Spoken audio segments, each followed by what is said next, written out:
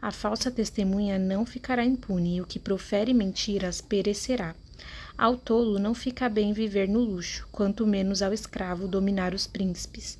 O bom senso leva a pessoa a controlar a sua ira.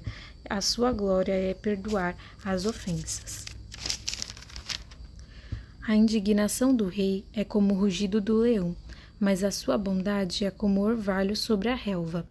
Um filho tolo é a desgraça do pai, e uma esposa briguenta é como uma goteira que não para. A casa e os bens vêm como herança dos pais, mas a esposa sensata vem do Senhor. A preguiça faz cair em profundo sono, e o ocioso passará fome. Até aqui. Então, nessa primeira parte aqui desse capítulo 19, né, a gente vê muito falando sobre o pobre, né, ele começa falando, melhor é o pobre que anda na sua integridade do que o perverso de lábios que é um tolo. Então aqui ele faz muitas comparações na questão do pobre, ou seja, aquele que não tem muitos bens, aquele que tem poucas riquezas, né, então ele faz essa comparação que é melhor ter poucas riquezas, que é melhor não ter muitos bens do que ser rico e ser tolo, né? Então ele faz muito essa comparação. Então ele diz, né, que é melhor ter integridade e ser pobre, né, do que ser perversos de lábios, que é um tolo. Então ele fala muito sobre isso, né? Também que na riqueza você pode ter falsos amigos. Então ele diz que os amigos se multiplicam, mas o pobre até o seu único amigo abandona. Então a gente vê que os verdadeiros amigos eles permanecem, né, nos momentos das dificuldades, ou seja, quando você está numa situação difícil, é que você vai ver realmente, né, quem está ao seu lado. E se quem está ao seu lado é por conta das suas riquezas, dos seus bens, ou porque realmente, né, se preocupa com você. E ele também vem falando muito sobre as nossas ações, as nossas atitudes, né, sobre o nosso proceder nas nossas ações. Então ele diz, não é bom agir sem pensar, quem se precipita acaba pecando. Então, né, em todas as nossas decisões, as nossas atitudes, nós precisamos pensar, nós precisamos agir com sabedoria, nós precisamos pedir ao Senhor que nos instrua, nos direcione naquilo que devemos fazer, naquilo que devemos decidir, como nós devemos proceder, né? Então, ele fala também muito sobre a falsa testemunha. Por duas vezes ele repete aqui que a falsa testemunha não ficará impune, né? Aí ele diz, o que profere mentiras não escapará. E aí no versículo 9, novamente ele fala, a falsa testemunha não ficará impune e o que profere mentiras perecerá. Então muito cuidado, né, com o que sai da nossa boca, que seja apenas a verdade, que sejam coisas verdadeiras. E aquele que dá falso testemunho do seu próximo, né, que faz uma fofoca dizendo coisas que não são verdadeiras,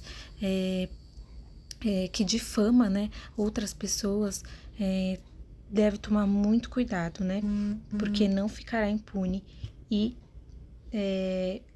quem profere mentiras perecerá e não escapará. Então, como eu já disse aqui, né, a palavra diz que o diabo é o pai da mentira, né? Então, quem mente está pecando, quem mente não é filho de Deus. Então, muito cuidado com as mentiras. E ele vai continuando, né, falando sobre o tolo, né, e sobre aquele que busca a sabedoria. Então, ó, o bom senso leva a pessoa a controlar a sua ira, aqui falando sobre as atitudes, né, e a sua glória é perdoar as ofensas.